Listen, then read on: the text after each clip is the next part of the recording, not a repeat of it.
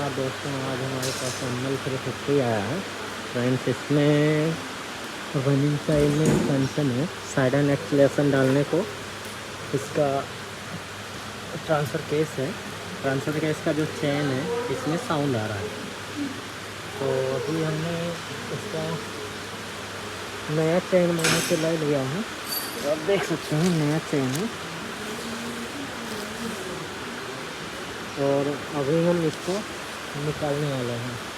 इसका चैन आपको दिखाते हैं कितना लेंथ ओवर हो गया था, इसके लिए साउंड आ रहा था। तो अभी हम इसको निकालने के बाद आपको दिखाते हैं। फ्रेंड्स, आप देख सकते हैं अभी हम इसका ऑयल निकाल कर ले लिए हैं और सॉफ्टनेस साफ हुई। तो अभी हम इसका कवर निकालने वाले हैं। अभी पूरा बोल्ट निकाल कर लेना होगा हमको। उसके बाद आपको दिखाते हैं इसका चैन कंडीशन क्या है।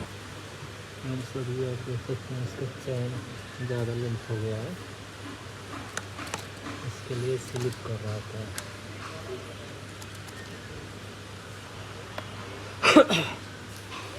ये रहा इसका कवर।